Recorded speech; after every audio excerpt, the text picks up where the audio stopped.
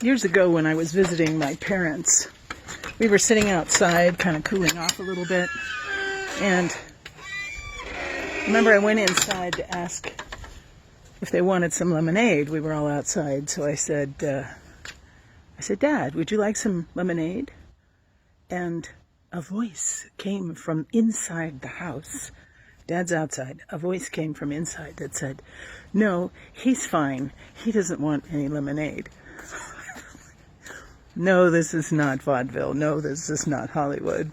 It's my mom answering the question that I asked for my dad. Has it ever happened to you?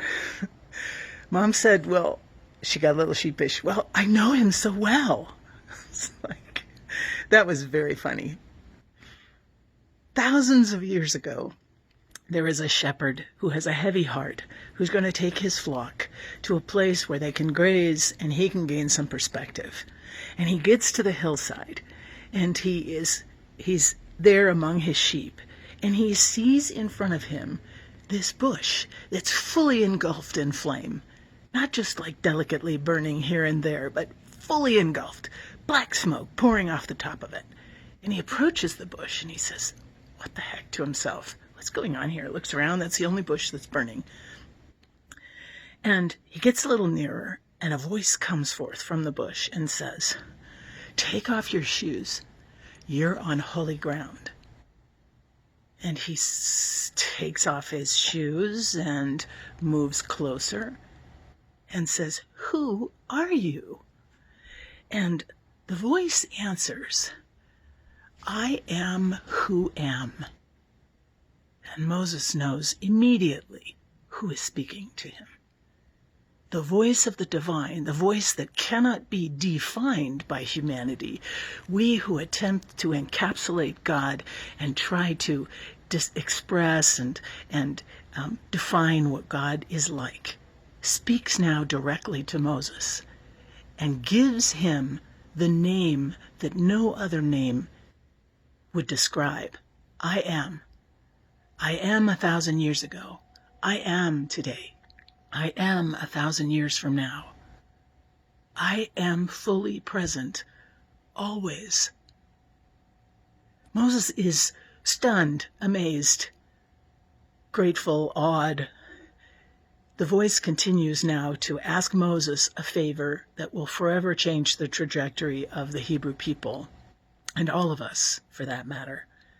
And Moses, with all his limitations, stutters back to God that I can't possibly do this. And God responds, the voice responds, I am. When you are there in the courtroom of the Pharaoh, I am. When you are there in the desert, wandering in circles, wondering what the heck you said yes to, I am. When your people make it to the promised land, I am. Sometimes we want God to do things like I am busy, or I am connected, or I got it, I am on it. But what God is saying here is that presence is the most important thing. Yes, God will be there to fix it, to help us with our anxiety over our job loss or our home loss, or our anxiety over the illness of a loved one, or our frantic uncertainty as to our own health or the health of our children or the economy. Yes, God can do all those things, but God is present, and the gift of God's presence speaks the loudest of all.